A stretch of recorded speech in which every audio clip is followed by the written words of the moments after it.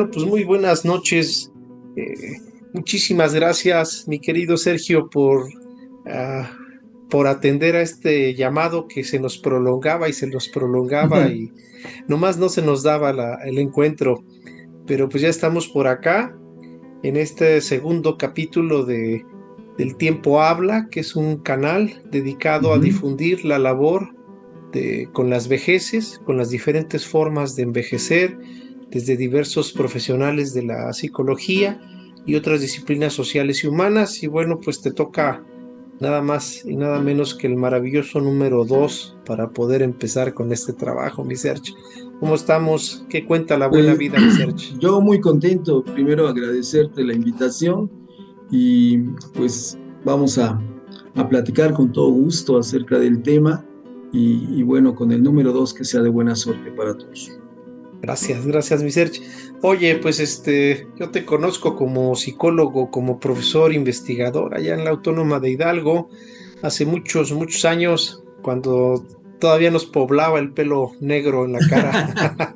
Sí, Este, y por ahí también, pues, en la labor que siempre, o tienes muchos años realizando en la Procuraduría, eh, sí, pues fíjate sí, que digo, cerré los ojos, abrí los ojos y ya habían pasado 25 años en la universidad.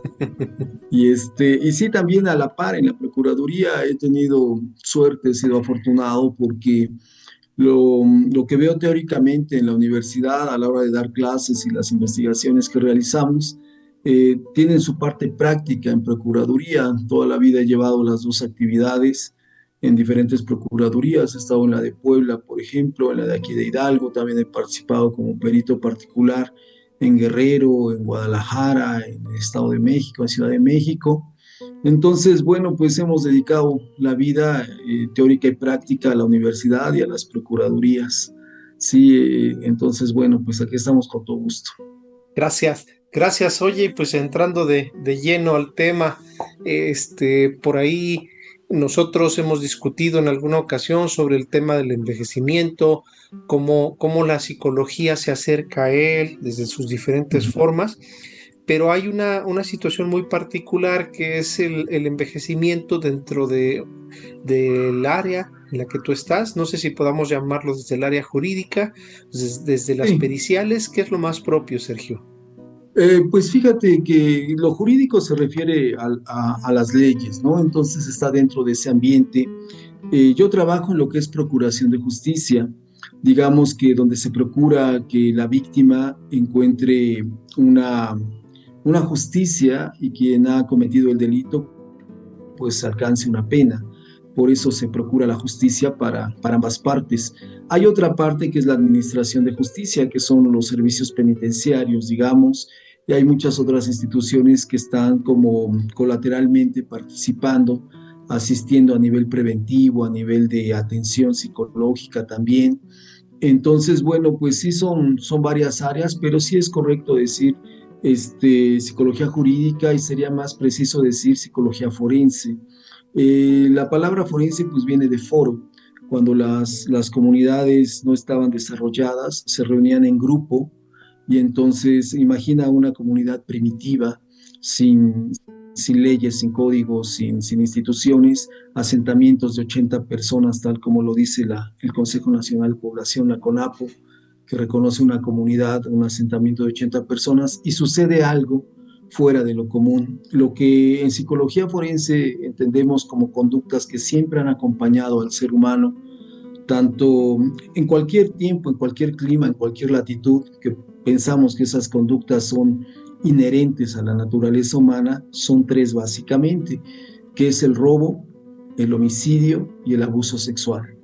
Entonces, bueno, cuando sucedía algo así y sin códigos, sin leyes, entonces se reunían en foro, en grupo, y se preguntaban qué hacer, cómo corregir esa conducta y sobre todo cómo se podía castigar a la persona activa que había cometido el delito.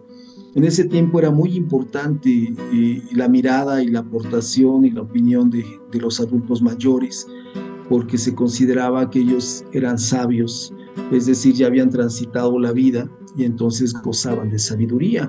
Recordemos que la palabra sabiduría viene de sabor, del sabor que le tomamos a la vida, de la misma forma que cuando comemos o somos invitados a una comida, saboreamos. Entonces, bueno, una persona que ha vivido o que ya ha recorrido el paso de la vida, inherentemente tiene sabiduría por todas sus vivencias, y en esas sociedades se reconocía al adulto mayor. Entonces, bueno, de ahí viene la palabra foro. Ya cuando evolucionan las sociedades, entonces ya encontramos instituciones, en este caso una institución ya de procuración de justicia que se maneja a través de leyes y de códigos. El código tiene un tipo penal, es decir, tipifica el delito y aparte una descripción de lo que se entiende por ese delito. Y pues actualmente ya no son tres los comportamientos fuera de lugar, ya son muchísimos, y bueno, cada vez van surgiendo más leyes, más delitos en relación al desarrollo mismo de la sociedad. Wow, qué interesante escucharlo desde la voz de un experto. Y bueno, y desde esta psicología forense, ¿cómo nos acercamos al adulto mayor, Sergio? Supongo Bien, que hay mucho que contar sobre los procesos uh-huh. de envejecimiento, las vejeces y cómo se experimentan. ¿Qué nos puedes platicar? Bueno, que nosotros como seres humanos, Eloy, desde que nacemos, somos personas de tiempo y espacio. Esto quiere decir que vivimos en un momento y en un espacio físico determinado, sin darnos cuenta. Por el solo hecho de nacer en un espacio y en un tiempo, estamos no determinados, pero sí estamos destinados a cierto tipo de delito, ya sea como activo o como pasivo. Yo siempre les hago una broma a las personas que dicen que nunca han tenido ninguna dificultad con la ley. Les digo, tarde o temprano vas a necesitar un psicólogo forense. Es una broma, pero entre broma y broma la verdad se asoma. En forense pensamos que por etapa de desarrollo estamos expuestos a diferentes tipos de delito. Cuando, por ejemplo, son niños, eh, están expuestos al abuso, al maltrato, al abandono. En adolescentes están expuestos a las drogas, a las riñas. Cuando son adultos están expuestos a la violencia familiar, a las separaciones, a las cuestiones económicas, al despido injustificado, en fin, tantas conductas. Y en el caso del adulto mayor, también por acá tengo unos apuntes, es básicamente lo que es el abandono de incapaz, también el fraude, también el abuso sexual, también la extorsión, el secuestro, son algunos de los delitos a los que se está expuesto como adulto mayor, inherente a la etapa de desarrollo. Y también puede ser como activo o como pasivo, es decir, que la persona puede ser, por ejemplo, captada o cooptada por la delincuencia organizada, aprovechando el aspecto de adulto, y también puede ser, en este caso, como víctima. Entonces, en psicología forense lo que hacemos es observar la etapa de desarrollo de la persona, el modo de vida y el modo en que opera el delito, y también el modo en que participa, en su caso, la persona adulta. Y bueno, la ley ya específicamente prevé algunas condiciones para los adultos, pero desde luego si es un activo tiene que pagar con pena, y si es una víctima, bueno, se le da la atención de víctima, pero sí está prevista la etapa de desarrollo de adulto mayor. Wow, qué complicado, ¿no? Qué difícil es entender la vejez desde esta postura en la cual eh, como ser humano sí tenemos esa capacidad de generar daño intencionadamente y pues te conviertes en un victimario, ¿no? O lo contrario, pues nuestra propia condición, pues el confiar, el poder establecer redes familiares y terminar siendo transgredido física o emocionalmente, perdón, y pues convertirse en una especie de víctima. Es muy complicado, Sergio. Sí, yo Eh, he tenido oportunidad de entrevistar a algunas personas por ejemplo, una vez atendí a una persona de 86 años que privó de la vida a una de 84, eran contemporáneos. Y bueno, yo decía, a esa edad seguramente hubo una falla en las emociones para controlar esa situación, porque a veces entendemos la conducta impulsiva y la necesidad de quitar la vida en una persona joven que todavía no se gobierna, no se autocontrola, que tiene fallas en el entendimiento, que quiere arreglar las cosas a golpes. Pero un adulto mayor lo que esperamos es comprensión, razonamiento, que entienda el proceso de vida, pero no siempre es así. Alguna vez tuve oportunidad de entrevistar a una persona de ese tipo y le preguntaba cuál había sido el motivo, la razón por la cual había decidido privar de la vida a la otra persona, y me habló de un resentimiento porque me dice es que desde que éramos jóvenes tuvimos, y empezó con una lista de problemas, ¿no? Desde que eran vecinos, desde que las parejas, desde que se creía más, desde que pasaban cosas así, dice, entonces ya me traía toda la vida acumulando esa situación, pero más allá de una justificación del por qué lo hace, lo que observamos es una falla en su autocontrol, el autocontrol de las emociones y el razonamiento, y que lleva a la acción un acto que además desde la psicología genealógica pues lleva a las futuras generaciones de él un mensaje encubierto, inconsciente, si así lo quieres llamar. Yo prefiero llamar una conducta encubierta, o un mensaje a las generaciones detrás de él, que pueden arreglar las cosas a golpes o privando de la vida a otra persona. Y bueno, si uno lo razona, eso no es posible. De hecho, no importa qué hagas, nada te da derecho a quitar la vida a otra persona, y no importa qué hagas tú, nadie te puede quitar la vida, no debiera quitarte la vida. De poder sí se puede, pero no se debe, porque desde que nacemos, el bien jurídico tutelado, lo más preciado que tenemos es la vida misma. Entonces nadie te la puede quitar, te la debe quitar, perdón, y tú no debes quitarle la vida a nadie. Pero las fallas en las emociones, las fallas en los razonamientos y las fallas en los comportamientos vienen a dar con la idea de privar de la vida a otra persona. Qué interesante, Sergio.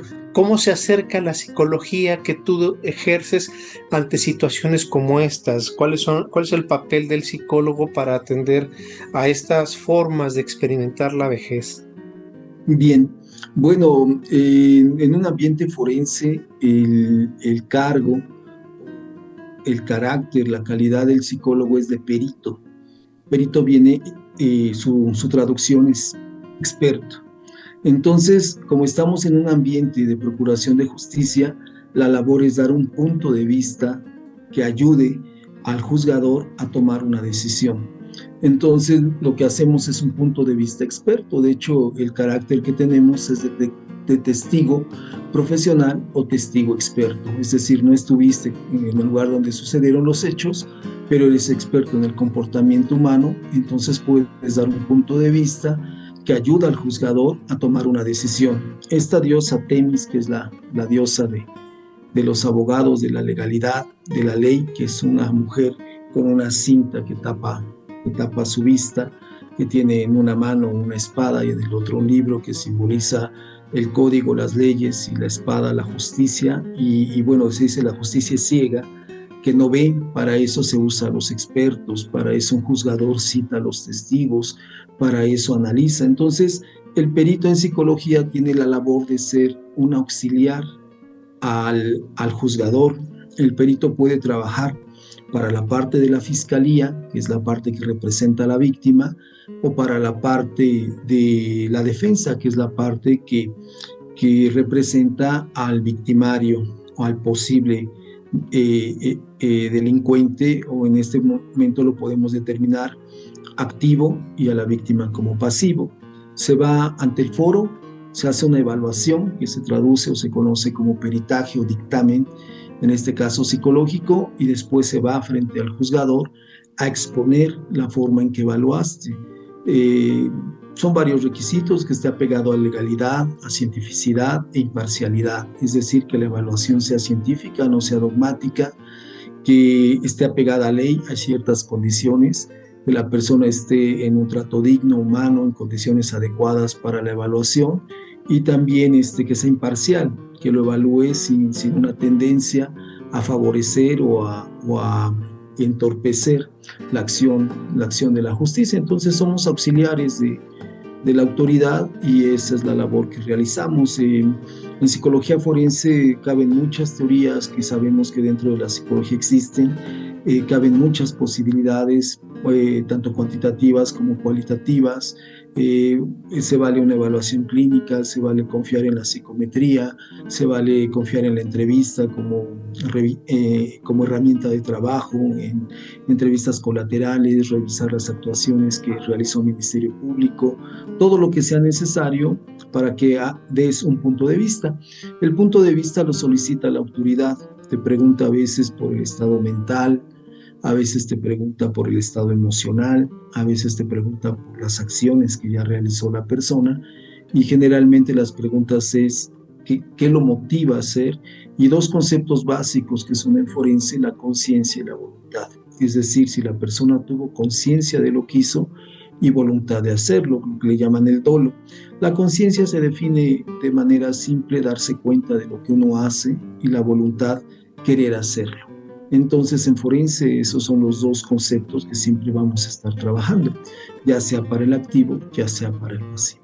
No trabajamos enfermedades, etiquetas las detectamos, pero no es nuestra área. En caso de que alguien, ya sea como activo o como pasivo, presente una patología, eso en el caso del activo, la ley prevé que sea un excluyente de acción penal. Esto quiere decir que si la persona está mal de sus facultades mentales, no es responsable de lo que hizo.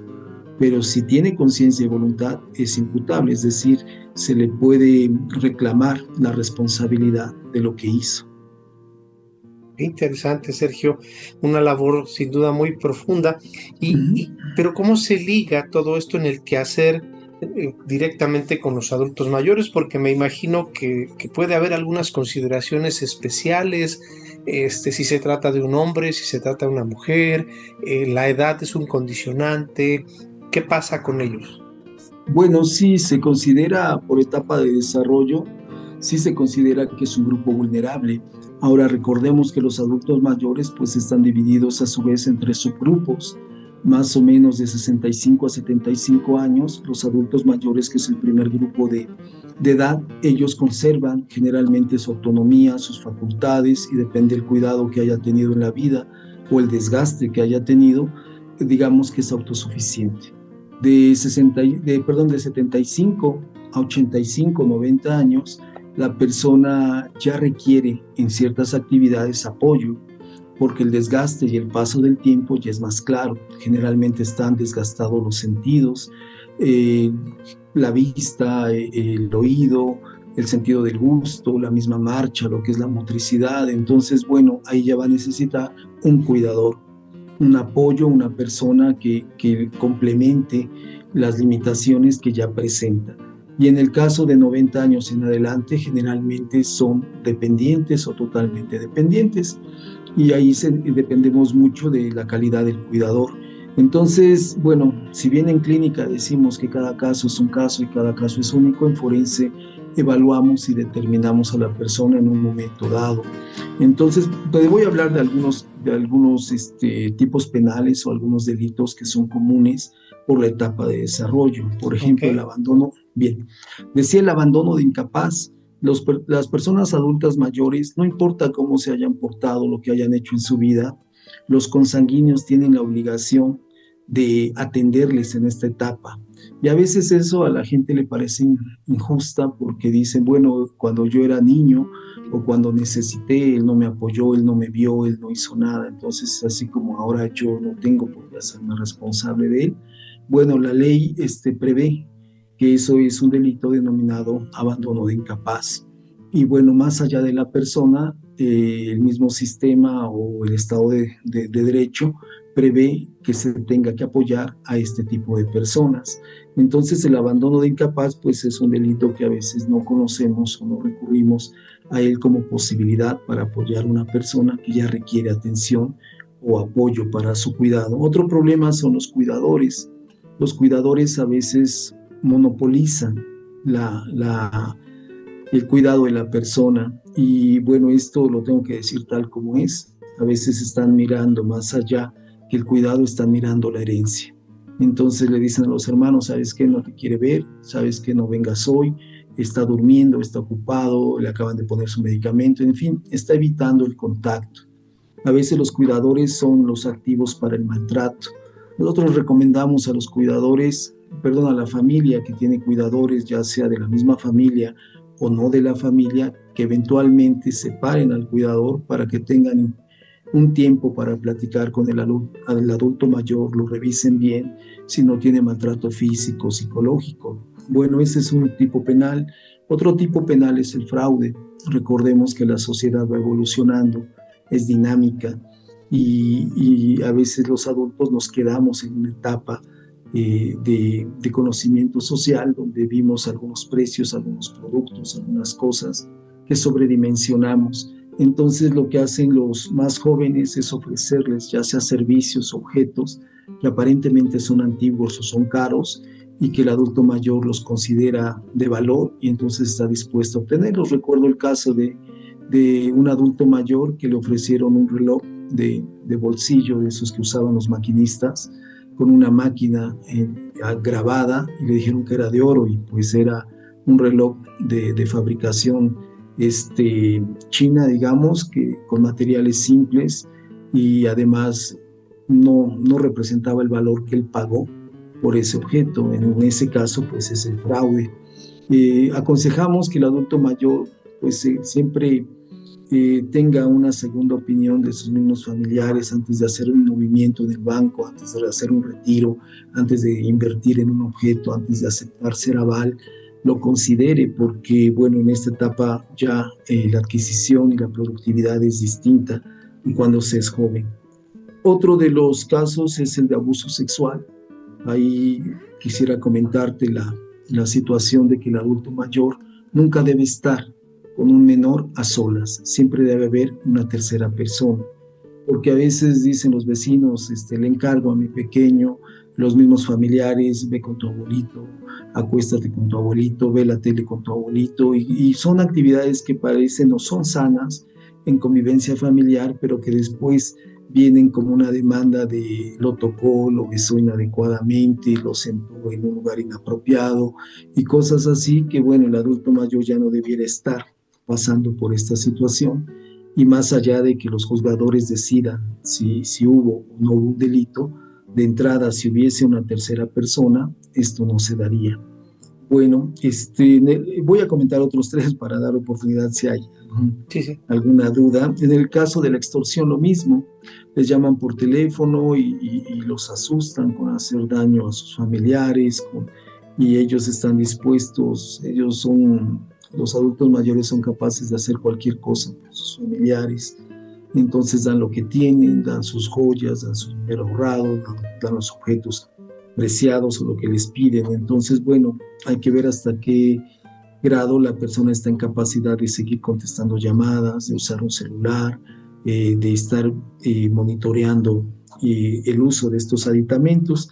En el caso del secuestro, pues el adulto mayor afortunadamente no es una persona que el secuestrador elija comúnmente por la movilidad, por los cuidados, por el medicamento, por la dieta, por la fragilidad del cuerpo. Entonces, son muy pocos los adultos mayores que son víctimas de secuestro, pero cuando un secuestrador los elige es porque se ha dado cuenta que tienen un alto valor en la familia.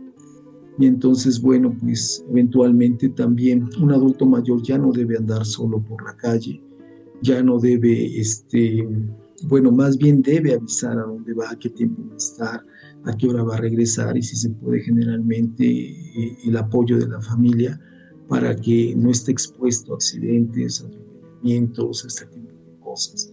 Bueno, también hemos visto la dificultad de que la mayoría de los familiares y tutores piden la evaluación para el adulto mayor para ver las facultades mentales, si está en posición de firmar documentos legales, de hacer testamentos, de ceder bienes, cosas de ese tipo. Y pues bueno, también eso es lo que generalmente solicitan en la labor pericial.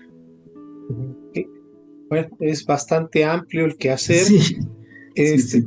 Pero además, fíjate, me parece muy interesante el hecho de que nos estás abriendo la posibilidad a entender las diversas conexiones del adulto mayor con el delito, ya sea, como lo aclarabas tú, como víctima o como un victimario, ¿no? Y que no es el hecho de ser una persona con una trayectoria de vida, no lo exime de tener una orientación vamos a decirlo de esta forma, que pueda dañar a alguien más, ¿no? O sea, no lo convierte en alguien que está alejado de generarle un conflicto, una lesión o algo a una persona, un pequeñín, por ejemplo. Sergio, y pues tu labor es evaluar a las personas, ¿es correcto? Poder ofrecer en tu calidad de experto, pues una idea más clara de qué está pasando con el psiquismo de los adultos mayores. En este sentido, pues tu experiencia, ¿a dónde te ha llevado? ¿Qué cosas has podido ver? ¿Qué información has recopilado que pues pueda ser necesaria para que la gente que estamos involucrados con las vejeces pues podamos entender desde tu perspectiva? Pues mira, en forense decimos que el ser humano es capaz de las actividades o las conductas más sublimes y también de las más degradantes durante todo el ciclo de la vida, ¿no? Desde que nacemos hasta que morimos. Generalmente estamos expuestos como víctimas, como victimarios.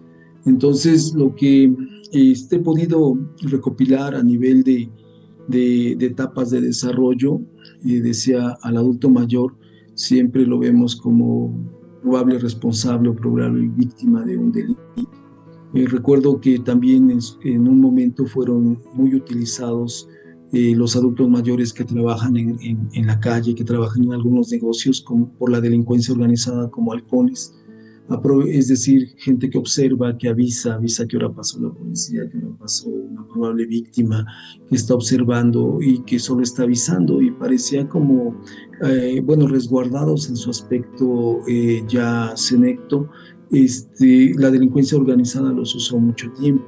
Entonces lo que hacemos, bueno, ya no como labor pericial, pero sí derivada de la labor pericial desde la universidad, es asistir a grupos de adultos mayores para advertir de estas posibilidades, para tener conducta preventiva, es prever, poder ver venir los problemas y tratar de evitarlos. Que un adulto mayor que le dice el vecino, que le dice a lo mejor el familiar, te dejo tantito a mi pequeño, él tiene que decir no a solas, no, o en qué lugar, es decir, que no se exponga a situaciones, porque después, decía, el regreso es el señalamiento, y es muy triste ver a una persona adulto mayor ya en una etapa, en la última etapa de la vida, involucrado en problemas, ya sea como problemas jurídicos y ya sea como víctima o victimario.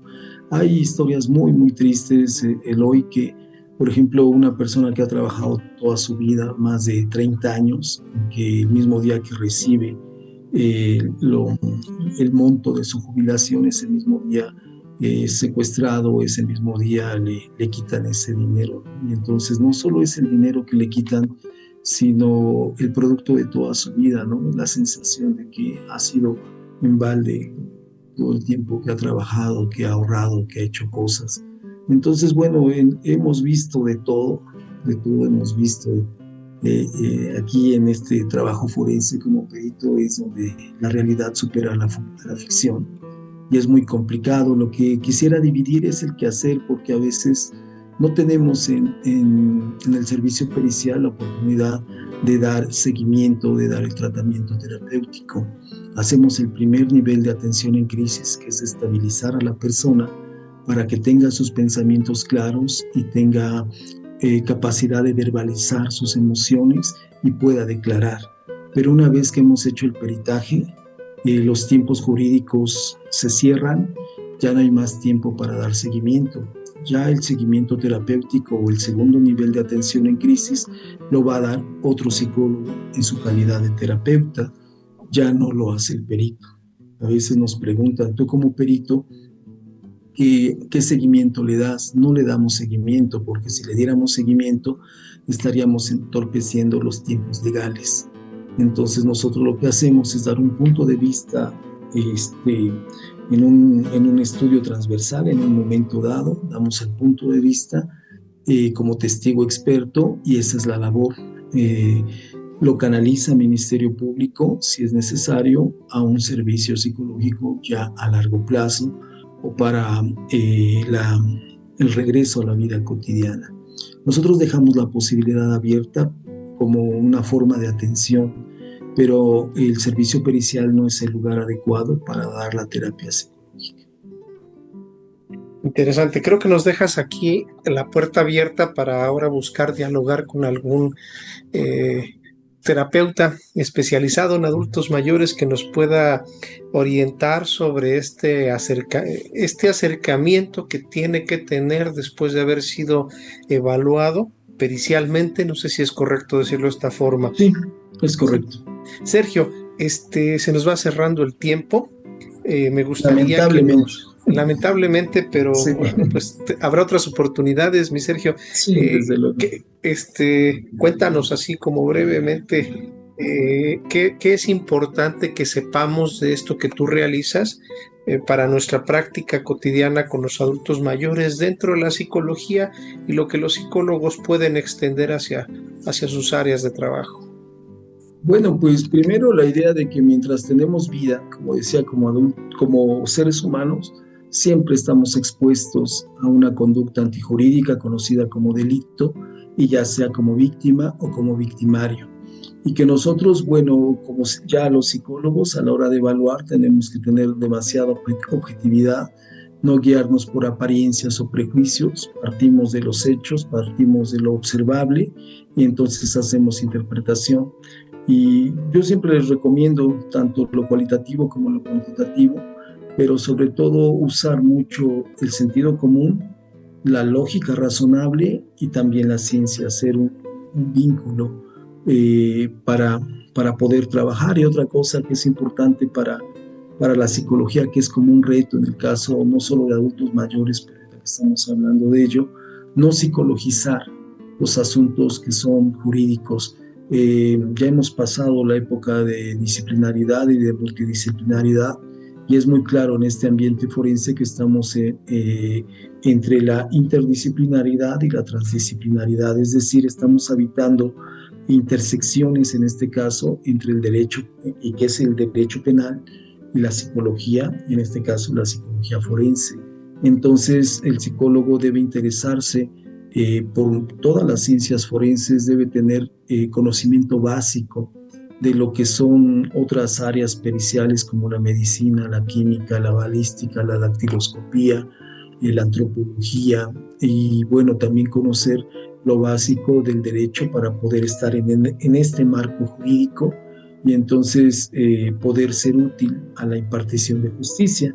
Cuando uno es novato, en el sentido tal del término, cuando uno es nuevo en este trabajo, a veces confunde los campos y entonces dar un punto de vista clínico que nos lleva a una patología entonces si en el caso del activo le estás dando una puerta abierta a la excluyente de acción penal, y que en lugar de que vaya, digamos, a cubrir una pena a la cárcel, tenga la posibilidad de ir a un tratamiento psiquiátrico y que puede ser ambulatorio.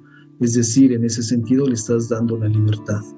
Y en el caso de la víctima, lo mismo. Si tú ves en la víctima una patología, si dices es dependiente, si dices está en un círculo vicioso de dependencia, violencia y cosas de este tipo, pues igual le estás trabajando a lo mejor en contra y no a favor. Nosotros en forense preferimos no usar etiquetas, sino usar diagnósticos descriptivos y hacernos cargo, no dividir al sujeto solo en lo cognitivo, sino también tomar en cuenta lo emotivo y lo conductual, es decir, las tres esferas necesarias, lo que piensa, lo que siente y lo que hace, y que está relacionado con el sistema nervioso central, el autónomo y el periférico. Y pues la etapa de desarrollo no debe influir en el punto de vista. Si el sujeto es activo, decimos, si alguien hizo algo ilícito, debe pagar. Eso es como un sentido de ley. Y si alguien fue víctima, entonces es justo la justicia para lo que sucedió. Pero esa tarea la dejamos al juzgador. Nosotros lo que hacemos desde la psicología es aportar el mejor punto de vista para que el juzgador lo considere. Y estamos en un momento del proceso penal, que es el juicio oral. Estamos ahí dando la cara y respondiendo a las partes, porque hace preguntas tanto la fiscalía como la defensa. Y desde luego cada uno quiere demostrar su teoría del caso, y en el caso de la defensa, pues su trabajo es demostrar que su defenso es inocente, y en el caso de la fiscalía es demostrar que la persona activa cometió el delito. Entonces, bueno, pues tenemos mucho que hacer. Es muy hermosa esta área forense. Para mí, que he dedicado la vida entera a ello, y bueno, hemos hecho esfuerzos para publicar instrumentos de medición, hemos hecho esfuerzo para publicar artículos, capítulos de libro, y esperamos pronto tener un texto específico sobre la mente del criminal, específicamente del secuestrador.